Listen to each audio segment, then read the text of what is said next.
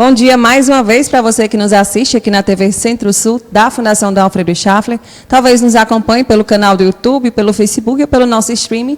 Bom dia, doutora Nayara. Seja bem-vinda mais uma vez ao Top Saúde. Bom dia. Vamos aqui hoje tirar o restante das nossas dúvidas sobre cárie dentária.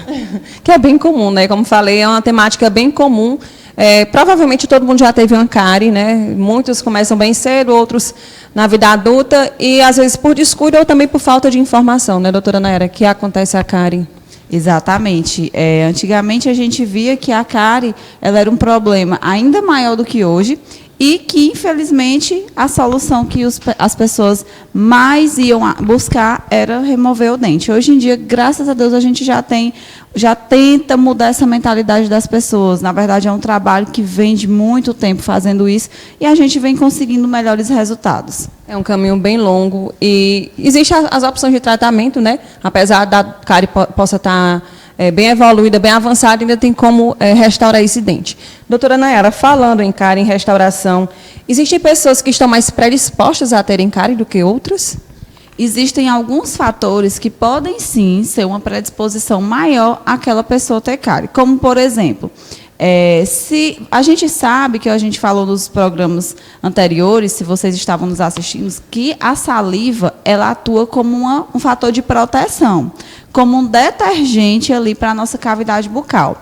Se a gente tem uma pessoa que ela produz um fluxo menor de saliva, por algum motivo, seja por uma doença, por um uso de medicamento, ou por algum outro motivo, a gente pode, sim, ter naquele paciente uma maior predisposição. Por quê? Porque a boca do paciente fica seca, né? E se a saliva ela atua como esse fator de proteção, a gente vai estar com esse fator de proteção deficiente. Algumas doenças e algum tipo de pessoa que pode ter essa maior predisposição. Pacientes fumantes, porque o paciente fumante é como se o fumo, o cigarro, ele matasse algumas glândulas salivares da nossa boca. É como se ressecasse aquelas glândulas. E aí a produção de saliva dele é bastante baixa. Por isso que a gente vê pacientes fumando tendo diversos problemas de saúde bucal. Pacientes diabéticos também, eles têm uma menor produção de saliva. A gente chama esses pacientes que eles apresentam boca seca, né? Tem uma doença chamada xerostomia, que não tem nada a ver com essas outras doenças que eu já mencionei, mas é uma doença própria de paciente que tem boca seca. Tem pessoas, Juliane, que a gente até precisa prescrever saliva artificial, porque a cavidade bucal é tão seca, não tem produção de saliva, que a gente precisa dar até um conforto para aquele paciente, não é só pela questão de produzir ou não maior quantidade de cárie.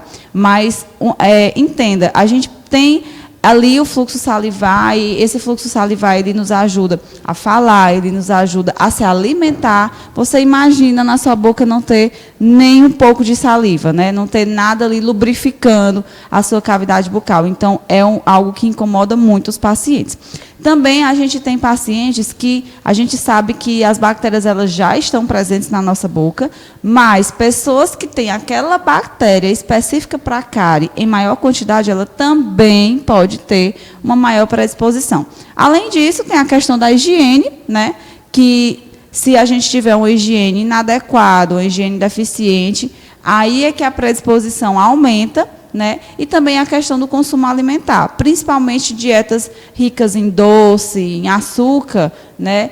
Aí é que juntando tudo isso aumenta mais ainda, tá? Esse fator de predisposição para a cárie. A cárie ela é contagiosa, por exemplo, no beijo na boca. É possível passar a cárie de uma pessoa para outra? Antigamente falava-se que cárie era uma doença contagiosa, mas hoje em dia a gente já sabe que não, né? A gente já sabe que a cárie não é uma doença contagiosa. Então, pelo menos não é contagiosa. Pelo menos não é contagiosa, mas de fato é uma doença que precisa ser cuidada. E as pessoas negligenciam, né, doutora? Negligenciam demais. Existem outros problemas de saúde bucal que podem ser confundidos com cárie, sensibilidade no dente, alguma dor que possa ser confundida com cárie, mas não é?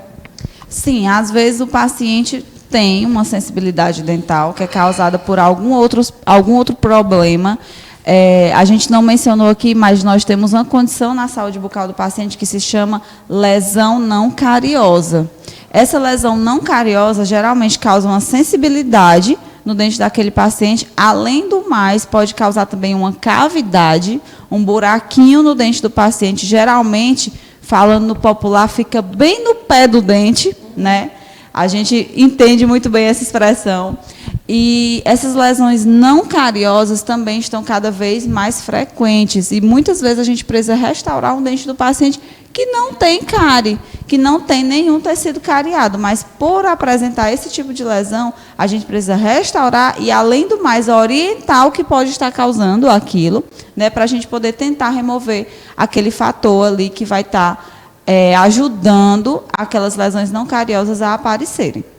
A gente vai agora para um rápido intervalo. Doutora Nayara, a cárie não tratada, ela pode evoluir para algo mais grave? Já falamos disso em outros programas, mas vamos aprofundar um pouquinho agora. O que é que pode acontecer de tão grave com a cárie não tratada? Então, Juliana, uma cárie não tratada, ela vai... Não tratada na fase inicial, né? Ela vai cada vez mais se aprofundando ali nas camadas do dente. A gente sabe que o dente ele tem 3 camadas. Ele tem primeiro esse branquinho, que é o que a gente vê na nossa cavidade bucal, que é o esmalte. Tudo que você está vendo na sua boca é esmalte, tá? Abaixo dessa camada, que ela é uma camada de menor espessura, nós temos a dentina. O esmalte, enquanto a cárie está esmalte, geralmente o paciente não sente sensibilidade, não sente dor, não sente nada. Se você não perceber aquele buraquinho, ela fica ali, sem incomodar. Quando ela chega na dentina, que já é a segunda camada ali do dente, já é uma camada mais espessa e também é uma camada que é inervada. Essa camada inervada, quando ela vai se aprofundando cada vez mais, a gente vai sentindo uma maior sensibilidade por conta daquela lesão cariosa. Por que que quando ela vai se aprofundando cada vez mais, a gente sente mais dor? Porque embaixo dessa camada de dentina, nós temos a polpa, que é onde ficam os vasos, os nervos. Então, quanto mais vai se aproximando daquela camada, mais o paciente vai sentir dor, tá? Quando chega na polpa, geralmente o paciente ele sente aquela dor que ele não consegue nem dormir à noite. Então, algumas pessoas, infelizmente, só procuram dentista nessa hora, né? Quando não estão conseguindo dormir ou quando vê alguma outra coisa assim na cavidade bucal, por exemplo, um abscesso, uma bolsa de pus, né? Alguns pacientes até nem percebem esse abscesso, o pus saindo ali na boca todo o tempo, às vezes a pessoa fica com mau hálito e o paciente muitas vezes até não percebe, né? Mas quando essa cárie ela chega na polpa, a gente tem uma pulpite, tá? Que essa pulpite ela pode ser reversível ou irreversível. Quando ela é reversível, a gente tenta fazer um tratamento que ele vai tipo proteger o dente. A gente vai tentar fazer uma proteção naquele dente, deixa um curativo durante alguns dias e depois de deixar aqueles dias se passarem, a gente vai tentar fazer a restauração para que o dente ele consiga continuar ali na cavidade bucal sem o tratamento de canal. Caso a pulpite seja irreversível, aí a gente não tem o que fazer. Aí, infelizmente, a gente já vai ter que passar para o tratamento de canal efetivamente. Infelizmente, não. Felizmente, né, que nós temos essa opção.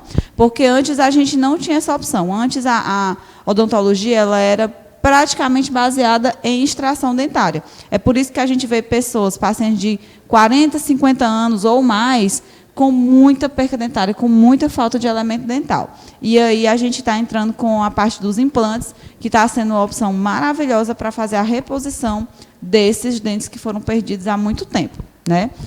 Além do mais, a cárie ela ainda pode fazer um outro fator, uma outra condição, que não é a pulpite. A pulpite, geralmente, ela causa dor, Juliana. Pulpite, tudo que termina em it é uma inflamação. E a inflamação tem o quê? Tem dor, tem edema, tem tudo isso.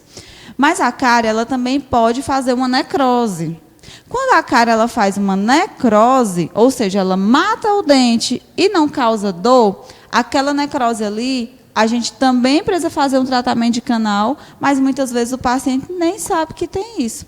Nem sabe que aquele dente precisa ser tratado. Às vezes vai no dentista, consulta rotineira, né?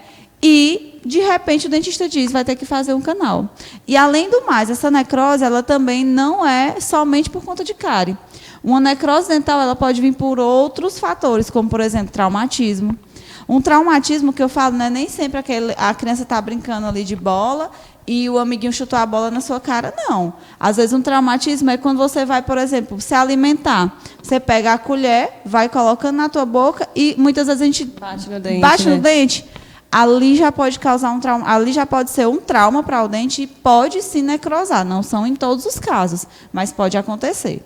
Então, tem essa condição também de necrose que, às vezes, o dente pode até estar rígido, mas a gente vai precisar fazer a abertura naquele dente e fazer o tratamento de canal. O tratamento de canal é o tratamento mais avançado para a cárie. Depois dele, somente o último, que é realmente a exodontia. Mas a gente precisa sempre estar evitando esse tratamento de canal, estar evitando essas restaurações mais extensas. E o que a gente pode estar fazendo para evitar isso? Fazer visita no dentista regularmente, porque somente o dentista, juntamente com a sua higiene bucal de forma adequada e as orientações que a gente dá no consultório odontológico, é que vão garantir que você tenha uma excelente saúde bucal. Com certeza, faz toda a diferença. Doutora Nayara, para a gente finalizar, o que é que você pode dar de conselho? Apesar de já ter falado tudo isso, que é um conselho dos grandes, mas para que as pessoas possam ficar, de fato, em alerta em relação à cárie, porque, como você falou, tem as medidas extremas, que é a extração, e tem toda uma consequência por conta dessa extração, dessa cárie. O que é que você pode dizer para as pessoas? Cuidado necessário, básico. Então, primeiro, você encontrar cremes dentais, escova e fio dental que se adequem a você. Tem paciente que não consegue utilizar fio dental, então nós temos no mercado a fita dental. Tem paciente que usa aparelho e diz que não consegue higienizar porque está usando aparelho ortodôntico. O que a gente faz? Nós temos fios dentais próprios para quem usa aparelho ortodôntico. Tem o fio dental que ele já vem pronto, né? A gente tem um mercado muito conhecido, não vou falar a marca, mas é o Superfloss, que ele é muito interessante para quem usa aparelho ortodôntico. E para quem não quer investir no fio dental, a gente tem os passa-fios, que vão ajudar ali a gente fazer essa higienização em pacientes que usam aparelho ortodôntico. Buscar escovas sempre macias, a extra macias, escovas da cabeça pequena, que tenham um cabo anatômico, ou seja, que você consiga empunhar aquele cabo de uma forma adequada para você. Se, por exemplo, o paciente tem alguma dificuldade em fazer a higienização sozinho, com a escova, mesmo aquela higienização mecânica, a gente pode lançar a mão também das escovas elétricas. Então, não é uma coisa que a gente recomenda para todo tipo de paciente. O paciente que ele tem como é que eu posso falar? A coordenação motora. Exatamente, obrigada, Ju. A coordenação motora adequada, a gente não orienta, mas pacientes que têm algumas limitações, a gente vai sim orientar, utilizar a escova elétrica. Além disso, a alimentação, a gente tem que ver essa questão da alimentação, porque é um dos fatores que mais agrava a condição de saúde bucal do paciente. Juntamente com a alimentação, a gente tem que ter esses intervalos de higiene de forma adequada. Se vai comer um doce, ninguém vai pedir para você não comer aquele doce, mas faça a higienização de forma adequada depois que você comer aquele doce. E as visitas ao dentista, que são muito importantes, porque no dentista, além de fazer limpeza e restauração, o que tiver de fazer, a gente vai fazer orientação a respeito dessas doenças que o paciente tem ali presente e que podem, sim, estar gerando uma maior predisposição, um maior número de cárie no paciente, e o paciente, às vezes, nem sabe que aquilo ali interfere. Então, a gente vai orientar de forma adequada o que a gente pode fazer para melhorar aquela condição. Com certeza, a gente gasta dinheiro com tanta coisa, não é? Uma visita ao dentista a cada 6 meses não mata ninguém. Exatamente. E até, doutora Nayara, desculpa interromper, até para quem não tem condições de pagar um dentista, tem nos postos de saúde, faz parte da equipe de saúde da família, o dentista, para fazer essa avaliação, restauração, tudo que é necessário. Que aqui na nossa cidade nós temos, além dos consultórios odontológicos, que são das UBSs, que os dentistas, eles atuam na área básica, que é de restauração, limpeza, essas coisas, extração também. Nós temos o CEL, o Centro de Especialidades Odontológicas. Muita gente não sabe, mas o CEL, ele vai fazer esses tipos de tratamento que são mais avançados. Por exemplo, tratamento de canal, extração de terceiro molar, Raspagem também, eu acho que faz lá. Isso. Raspagem também a gente faz nas UBS. No básico. Uhum. Isso, é para ser feito no básico. Mas tratamento de canal, exodontite de terceiro molar, alguns tratamentos mais avançados, quando o paciente ele chega na UBS, ele pode ser encaminhado para esse serviço mais especializado, que é o CEL, e aqui na nossa cidade nós temos. Então, não deixem de cuidar da saúde bucal de vocês, é realmente muito importante. Está aí o @ de doutora Nayara, obrigada, produção, @dra.nayara-ramos. Segue aí, doutora Nayara, quem tiver dúvida pode mandar, ela está sempre postando lá informações, tem enquetes. E também, quiser marcar a consulta, está aí no @, é possível, né, doutora? Lá no meu Instagram, lá na bio, lá quando você abre, tem um link. Aquele link, ele dá acesso direto ao WhatsApp da nossa clínica. Então, a gente vai estar lá, disposto a ajudar vocês. Se vocês tiverem alguma dúvida, como a Juliana falou, eu sempre tento responder o máximo de pessoas possível, nem sempre eu consigo, mas quando são dúvidas mais frequentes ou dúvidas mais assim, diferentes, aí eu sempre gosto de estar lá mostrando para todo mundo. Eu não gosto de responder só no privado do paciente, eu respondo para todo mundo, porque às vezes a dúvida do coleguinha é a sua também. É uma dúvida bem mais ampla, né, para muita gente. Agradeço mais uma vez a sua participação, com certeza quem nos assiste deu uma clareada bem legal na mente sobre essa temática, que é bem comum, mas também geram muitas dúvidas, né? E são tantos assuntos dentro de um só que é necessário entender. A gente falou tanto de estética, e aí veio essa questão de falar do básico. E o básico deu 3 programas, né, Juliana? 3 programas. Foi maravilhoso, gente, estar aqui. Juntando os 3 programas, dá mais ou menos 1 hora sobre a temática. Então, é uma temática bem simples, mas também bem profunda. Agradeço mais uma vez, espero vê-la em breve aqui com outra temática. Com certeza você vai trazer essas informações da forma mais clara possível aqui para o Top Saúde. Obrigada, foi um prazer estar aqui com vocês. Um ótimo dia. Um ótimo dia, uma ótima semana.